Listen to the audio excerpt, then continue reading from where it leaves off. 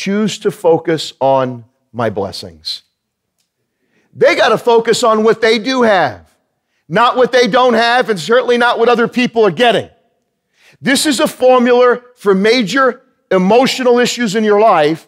When you're window shopping other people's life, look what they have and look what this has, that's going to lead to the next trouble we're going to see in just a moment. When you're complaining, most likely you're comparing.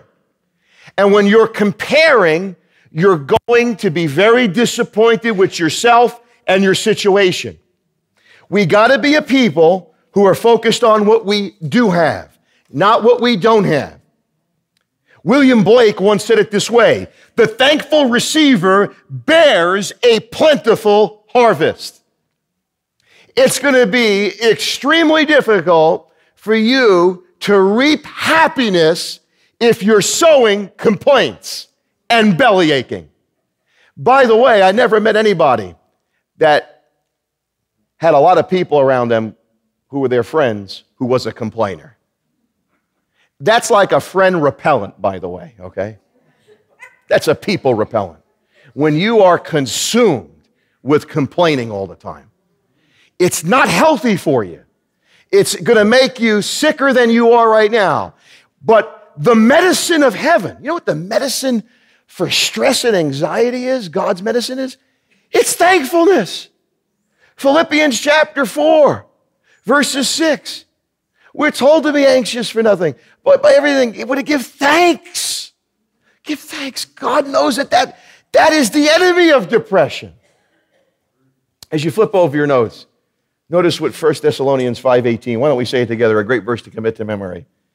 Be thankful in all circumstances, for this is God's will for you who belong to Christ Jesus. Do me a favor, a very important word here, the key word here. See the word in? Go ahead and circle that word. Notice it doesn't say for.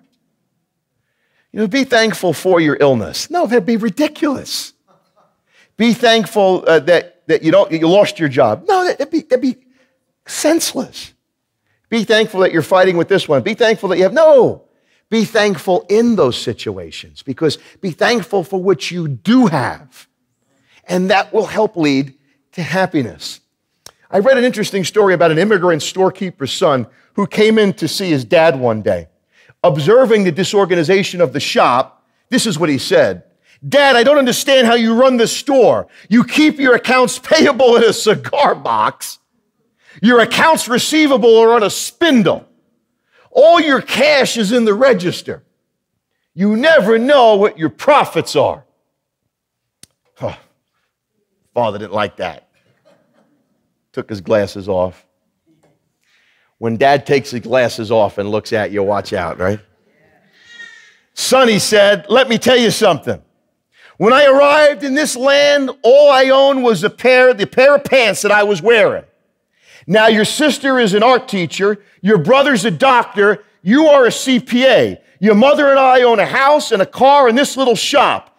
Add that all up, subtract the pants, and there's your profit. Checkmate, okay, at that point. What's the problem there? We're focusing on the peripheral. We got to focus and keep the main thing the main thing.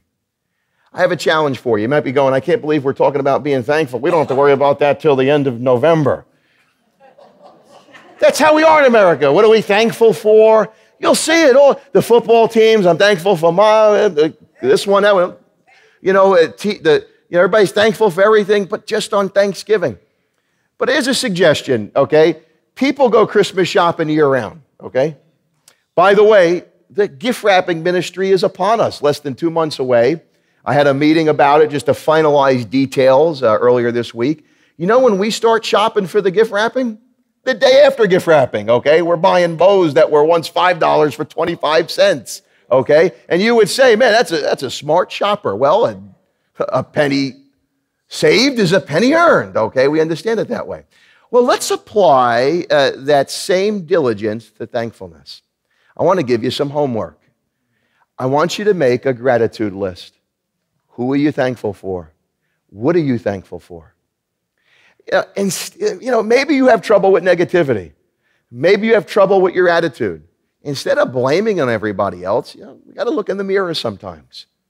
There's a lot we can't control, but what we can control is our attitude. We can have an attitude of gratitude. We can be thankful in all of our circumstances. And wouldn't you know, God will use that to bless us. God will use that to help us. We'll start to appreciate the people around us more. We'll start to be thankful for that which we do have instead of complaining about what we don't have.